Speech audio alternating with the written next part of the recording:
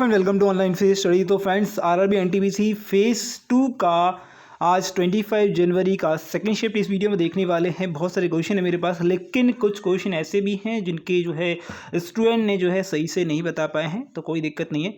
Okay, उनको सही कर कर जो है कल आपको मिल जाएंगे क्वेश्चन वो, ठीक है, क्योंकि क्या होता है क्वेश्चन याद नहीं रहते हैं, ठीक है, प्रॉपरली। ओके, तो फ्रेंड एनालिसिस के साथ साथ मैं आपको ये भी बताऊँगा कि भैया जो क्वेश्चन आ रहे हैं उनका लेवल जो है थोड़ा सा देखिए। स्टूडेंट बहुत सारे अपने चैनल्स देखे होंगे, कह रहे हैं कि लेवल ज़्यादा नहीं आ रहा है, लेकिन लेवल थोड़ा सा अप हुआ है देखा जाए कल और आज, ठीक है। तो जीके क्वेश्चन जो है थोड़े से टफ आने लगे हैं, थोड़े से अंदर की चीज़ें पूछ रहा है, ठीक है। और देखिए हर एग्ज़ाम में ऐसे 5 क्वेश्चन या 4 क्वेश्चन वो डाल रहा है जिसमें आप फंसेंगे, ठीक है। 4 या 5 क्वेश्चन से डाल रहा है यहाँ पर, जो आप फंसेंगे ही फंसेंगे। आपको 2 या 3 क्वेश्चन मिलेंगे हर एग्ज़ाम हर शिफ्ट में, जो मैथ कैसे रहेंगे, जीके के रहेंगे, ठीक है। कंप्यूटर का भी कुछ क्वेश्चन है इस प्रकार का बताऊंगा मैं। उसमें स्टूडेंट ने तक मुझे सही से एक्सप्लेन नहीं कर पाया कि एक्चुअल में एक्चुअली उसने पूछा क्या था, ठीक है। ओके, इससे पहले आपको बता दूं कि ऑनलाइन फीस स्टडी बहुत सारी वीडियोस हैं जो डेफिनेटली आपको हेल्प करेंगे आपके एग्जाम के लिए। कोई भी एग्जाम अगर जीके पढ़ना चाह रहे हैं, मैथ पढ़ना चाह रहे हैं, तो बहुत सारी सी वीडियोस है जो ऑलरेडी मेरी डली हुई है, जाकर देख सकते हैं। काफ़ी टाइम पुराना जो है चैनल है, लेकिन आप जाकर देख सकते हैं। ओके, तो चलिए स्टार्ट करेंगे वीडियो को। यहाँ पर आरबी एनटीपीसी शिफ्ट सेकंड का आज 25 जनवरी है। पहला क्वेश्चन लिखा हुआ है, क्या क्वेश्चन है देखिए। पूछा गया था पंचमहल, क्या पूछा गया था, पंचमहल, ठीक है। मैं हिंदी में आपको बोलूँगा, क्वेश्चन इंग्लिश में लिखा हुआ है, कोई दिक्कत नहीं है। तो पंचमहल कहाँ पर है, बहुत ही सिंपल क्वेश्चन है, पूछा गया यूपी के जो फतेहपुर सीकरी है वहाँ पर बुलंद दरवाज़ा भी है और पंचमहल भी है, दोनों हैं। क्या है, पंचमहल भी है और बुलंद दरवाज़ा तो फेमस है ही। बाकी आपका यहाँ पर पंचमहल फतेहपुर सीकरी में है, ये ऑप्शन में आपको दिया गया था। बहुत ही इजी क्वेश्चन पूछा गया आपसे।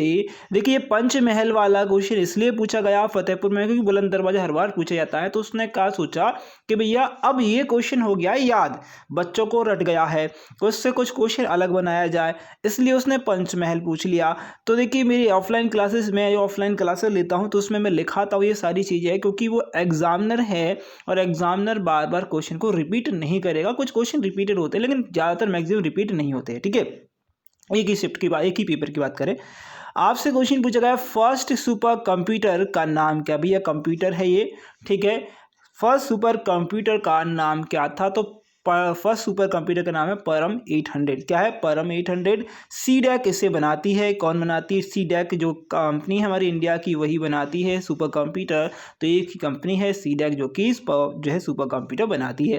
क्वेश्चन अगला पूछा गया था 1937 में फर्स्ट कांग्रेस सेशन जो हुआ वो कहाँ पर हुआ, यानी कि जो आपका कांग्रेस अधिवेशन हुआ, ठीक है, 1937 का पहला वाला, वह कहाँ पर हुआ, तो ये फैजपुर में हुआ। कहाँ हुआ भैया, फैजपुर में हुआ, ठीक है। ये तो आपको रटा होना चाहिए, फैजपुर मैंने पूरी हिस्ट्री पढ़ाई है, ठीक है।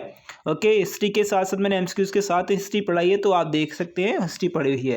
ओके, CSIR का फुल फॉर्म क्या है, CSIR का फुल फॉर्म क्या है, ये लेवल अप हुआ यहाँ पर, ये भी लेवल अप हुआ यहाँ पर। बाकी ये 2 क्वेश्चन मॉडरेट थे, बाकी 2 क्वेश्चन, ये दोनों ऑप्शन जो यहाँ पर दिए हैं वो आपको थोड़े से ऊपर वाले एनटीपीसी के लेवल से थोड़े ऊपर आए, ठीक है।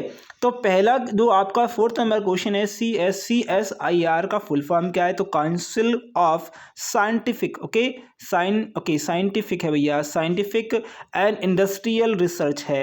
ओके, क्या भैया, साइंटिफिक, ठीक है, council of scientific industrial research है। वो साइंटिफिक की स्पेलिंग गलत लिखी है, ओके, तो उसको सही कर लीजिएगा। अगला क्वेश्चन पूछा गया था, स्टूडेंट ने नहीं एक्सप्लेन कर पाया, लेकिन भाई मैंने जो उतना समझा उतना मैं आपको बता रहा हूँ। उसने बोला कंप्यूटर का क्वेश्चन आया था, CPU सॉफ्टवेयर पार्ट पूछा था। CPU जो है कंप्यूटर का किस प्रकार का पार्ट है, ओके। तो देखिए एक चीज़ तो ये ध्यान रखिएगा, CPU सेंट्रल प्रोसेसिंग यूनिट है किसका, कंप्यूटर का, ठीक है। अगर ये नहीं होगा तो कंप्यूटर नहीं चलेगा। तो ये एक मेमोरी के जैसे भी काम करता है, और एक ये है जो है एक कैसा है, एक मेन पार्ट है कंप्यूटर का, ठीक है। तो ऑप्शन में क्या था वो आप मुझे बताइएगा, बाकी यहाँ पर मैंने आपको थोड़ा बहुत एक्सप्लेन कर ही दिया है। अगला क्वेश्चन है poverty of India book written by, यानी कि जो गरीबी के ऊपर एक बुक लिखी गई है, ओके, वह किसने लिखी है? तो भाई दादा भाई नौरोजी के द्वारा लिखी गई। किसके द्वारा लिखी गई? दादा भाई नौरोजी के द्वारा लिखी गई। ये क्वेश्चन बहुत इंपॉर्टेंट है, एग्जाम में आता है, बुक्स का एक क्वेश्चन है, बुक्स के लिए आपको करना पड़ेगा। अगला क्वेश्चन है दांडी मार्च कब से कब तक हुआ?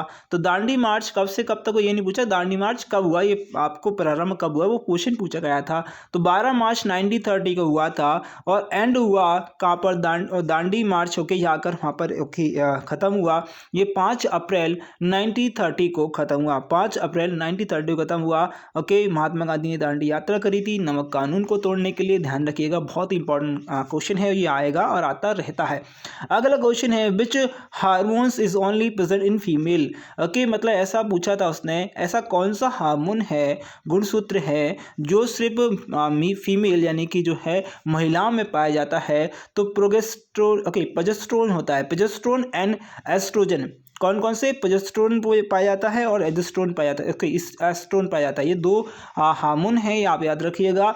अगला क्वेश्चन था ब्लैक सॉइल जो है, सॉरी ब्लैक सॉइल है, ठीक है, क्या है ब्लैक सॉइल? सबसे ज़्यादा कहाँ पाई जाती है, किस राज्य में पाई जाती है? तो पहला राज्य का आपका गुजरात, दूसरा का महाराष्ट्र, तीसरा का मध्य प्रदेश और चौथा होगा आंध्र प्रदेश। अब स्टूडेंट को ये तो आपको बता दिया कि भैया ये मेजरली कहाँ पर पाई जाती है, लेकिन मैं आपको ये भी तक बताऊंगा कि भैया ये एक्चुअल में ये क्वेश्चन जो है वो क्यों लिया गया है, कारण क्या है। देखिए अभी आपको बता दूं, जैसे मान लीजिए ये जो है यहाँ पर हम एमपी को ले लेते हैं, मध्य प्रदेश को, तो मध्य प्रदेश में पाया जाता है प्लेटू ऑफ मालवा। क्या पाया जाता है? प्लेटू ऑफ मालवा, ठीक है, ओके, मालवा। ये जो मालवा क्या है? मालवा का पठार बोलेंगे, क्या बोलेंगे? एमपी मालवा का पठार है। तो ये मालवा का पठार पूरे तरीके से कहें या है 90 से 80 to 90% कहें तो ये ब्लैक सॉइल है। क्या है? यहाँ पर एक ब्लैक सॉइल है, ठीक है, ब्लैक सॉइल है। ब्लैक सॉइल मतलब काली मिट्टी है। ये काली मिट्टी का जो ये कहते हैं फॉर्मेशन कैसे हुआ, ये काली मिट्टी कैसे बनी, मैं आपको एक जस्ट एक तरीके से बताता हूँ यहाँ पर, ठीक है। अब देखिए सुनिए मेरी बात, मैं क्वेश्चन आपको बताऊंगा, टेंशन मत लिए, लेकिन जो एक्स नॉलेज है वो लेके जाइएगा, ओके, क्योंकि मैं उस प्रकार का नहीं पढ़ाता हूँ जिस प्रकार और भी जो लोग आपको छोटी छोटी चीज़ें बताते हैं और खुश कर देते हैं, मैं छोटी छोटी चीज़ें नहीं बताता।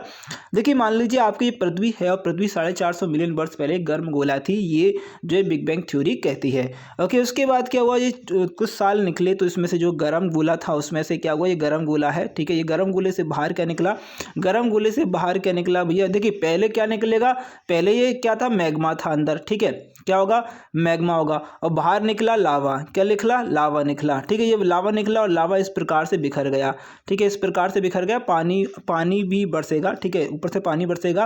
पूरी प्रोसेस तो नहीं बता रहा हूँ, लेकिन छोटे छोटे मेजर चीज़, तो प्रोसेस हुई, प्रोसेस होने का पानी बरसा, तो ये क्या हुई, ये जो लावा जो है, जो मैग्मा बाहर निकला था वो ठंडा हुआ, क्या हुआ, ठंडा होना चालू हुआ, ठीक है। जब ठंडा हुआ तो क्या होगा, जब ठंडा होना चालू हुआ तो दिक्कत ये आई कि भैया ये जो भी चीज़ है, अगर पृथ्वी पे कोई भी चीज़ है, अगर वो रखी है कहीं पड़ी है, तो उसका इरोजन, उसका क्षरण जो है वो होगा, क्या होगा, इरोजन होगा, उसका क्षरण होगा। तो इसी प्रकार ये जो चट्टानें बनी, ये जिस प्रकार से ये जो बनी हमारे लिए, ठीक है, जो आप रह रहे हैं, मैं रह रहा हूँ, प्लेटू है, माउंटेन है, उनका क्या क्षरण होता है या इरोजन होता है कंटिन्यूसली, लेकिन टाइम लगता है बहुत ज़्यादा, लेकिन इसका क्षरण होता ही होता है, इरोजन होता ही होता है।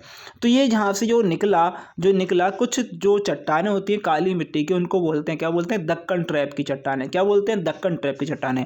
तो एक चट्टान है दक्कन ट्रैप की इस प्रकार, ठीक है। अब वह चट्टान का इरोजन हुआ, वह टूटी, क्या हुई, टूटी भाई, टुकड़ों में टूटी।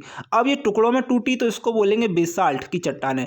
जब वो टूट जाएंगी तो उसे बोलेंगे बेसाल्ट की चट्टानें। और टूटने के बाद और भी क्षरण होगा इसका, यानी कि और भी इरोजन होगा, कंटिन्यूसली इरोजन होता रहेगा। तो वो जो जाकर कैसी मिट्टी बनेगी, वो मिलेगी ब्लैक सॉइल, आपको मिलेगी, क्या मिलेगी, ब्लैक सॉइल। ब्लैक सॉइल जो है मैक्सिमम आपको जो पाई जाएगी, इकट्ठी पाई जाएगी, वो मालवा के पठार में या प्लेटू ऑफ मालवा में पाई जाएगी। वो कहाँ पर पाई जाएगी, वो पाई जाएगी आपको एमपी में, यानी कि ब्लैक सॉइल का सबसे ज़्यादा फॉर्मेशन जो पाया जाएगा वो एमपी में पाया जाएगा। लेकिन वो जो है अगर बात करें वो फैली कहाँ तक है, तो वो गुजरात तक फैला है, ठीक है। उसके बाद में हम बात करें तो महाराष्ट्र के नीचे भी फैला है, मध्य प्रदेश और यूपी में भी फैला है, थोड़ा बहुत राजस्थान में है, लेकिन राजस्थान में इतना नहीं है जितना कि होना चाहिए, ओके। तो भैया ये चीज़ें आपको स्टूडेंट को जो है जो टीचर नहीं बताता है, क्योंकि दिक्कत क्या है, वो थोड़ा सा क्या है वो मतलब ऊपर ऊपर से बता देता है, ओके। तो ये एक्नॉलेज थी आप लोगों के लिए। अगला क्वेश्चन है यहाँ पर फाइनेंशियल इमरजेंसी जो है आर्टिकल नंबर किस में आता है? तो फाइनेंशियल मतलब वित्तीय आपत्ति जो है किस आर्टिकल में रखी गई है? तो वित्तीय आपत्ति जो है वो रखी गई आर्टिकल नंबर 360 में। ये क्वेश्चन एग्जाम में पॉपुलर है, आता है और आता ही रहता है। ठीक है, अगला question, which award is given to sport coach? ठीक है, कोचेस। ठीक है, यानी कि कौन सा अवार्ड जो है, कौन सा पुरस्कार जो है जो कोच के लिए दिया जाता है, यानी कि स्पोर्ट कोच के लिए दिया जाता है। स्पोर्ट कोच मतलब कि जो गेम खिलाते हैं। ठीक है, तो वो जो है ध्यानचंद अवार्ड है। क्या है? मेजर ध्यानचंद अवार्ड है। अब आपको मुझे बताना है, क्वेश्चन बताना है, एक क्वेश्चन मैं आपसे पूछूंगा, मेजर ध्यानचंद जी को क्या बोला जाता है? मेजर ध्यानचंद जी को हॉकी का जादूगर बोला जाता है। अब हॉकी के जादूगर जी का जो है बर्थडे यानी कि जन्म दिवस कब है, ये आपको मुझे बताना है और इसको कमेंट करना है। ये फिलहाल कुछ महीने कहे तो कुछ टाइम पहले ही निकला है, तो आपको याद होना चाहिए। अगला क्वेश्चन यहाँ पर क्या है, which article is related to amendment of Indian constitution article? यानी कि पूछ रहा है ऐसा कौन सा आर्टिकल है जो हमारे कॉन्स्टिट्यूशन में कहता है कि ये कोई भी कॉन्स्टिट्यूशन होगा उसमें बदलाव, या उसमें उसको बदलाव नहीं, उसमें संशोधन मतलब कि बदलाव नहीं होता, कोई भी आर्टिकल में बदलाव नहीं होता। यानी कि आर्टिकल की बात ही हो रही है, आर्टिकल बोल रहा है उसको पूर्ण तरीके से बदला नहीं जा सकता, लेकिन उसमें कुछ संशोधन किए जा सकते हैं। हमारा सुप्रीम कोर्ट कहता है, हमारा कॉन्स्टिट्यूशन कहता है, सुप्रीम कोर्ट का कहना है, इसको हम चेंज नहीं कर सकते। किसी भी आर्टिकल को आप, हम या कोई भी व्यक्ति इसको चेंज नहीं कर सकता। वह क्या कर सकता है? उस चीज़ में संशोधन कर सकता है। वो भी कैसे कर सकता है? बिल पास करके कर सकता है। बिल पास होगा देन वो करेगा। ठीक है, और उसके बाद सुप्रीम कोर्ट या राष्ट्रपति सभी के साइन होंगे, इसके बाद वो पास होगा। ऐसे पास नहीं हो सकता। तो ये आर्टिकल किस में लिखा है? ये आर्टिकल 368 में लिखा गया है ऐसा कि भैया कोई भी आर्टिकल होगा उसका संशोधन किया जाएगा, उसका बदलाव किया नहीं जाएगा, उसका संशोधन किया जाएगा, उसमें अमेंडमेंट किया जाएगा। ठीक, ये चीज़ बोलता है हमारा कॉन्स्टिट्यूशन। ओके, तो ये कुछ क्वेश्चन थे आप लोगों के लिए जो मैंने बताया आपको, और आई थिंक ये वीडियो आपको हेल्पफुल लगी होगी। ओके, बाकी इन्फॉर्मेशन के लिए, बाकी जानकारी के लिए आप ऑनलाइन फील्ड स्टडी से जुड़े रहिएगा। ओके, अच्छी नॉलेज आपको इन्फॉर्मेशन मिलती रहेगी, बाकी आपको वीडियोस मिलती रहेंगी। ओके, और एमपी के लिए पढ़ना है, ओके, स्पेशली फॉर एमपी के लिए पढ़ना है, तो आप लोगों से भी रिक्वेस्ट रहेगी कि भैया ऑनलाइन फील्ड सब्सक्राइब कर लीजिए। एमपी पुलिस से लेकर एमपी एसआई तक, ठीक है, एमपी एसआई तक और एमपी पीएससी, मैं यहाँ पर आपको ये नहीं बोलूँगा एमपी पीएससी के लिए क्या मैं आपको मेंस की तैयारी कराऊंगा। एमपी पीएससी में प्री के लिए मैं आपको यहाँ पर प्रिपरेशन करा दूंगा, तो आप यहाँ पर कर सकते हैं।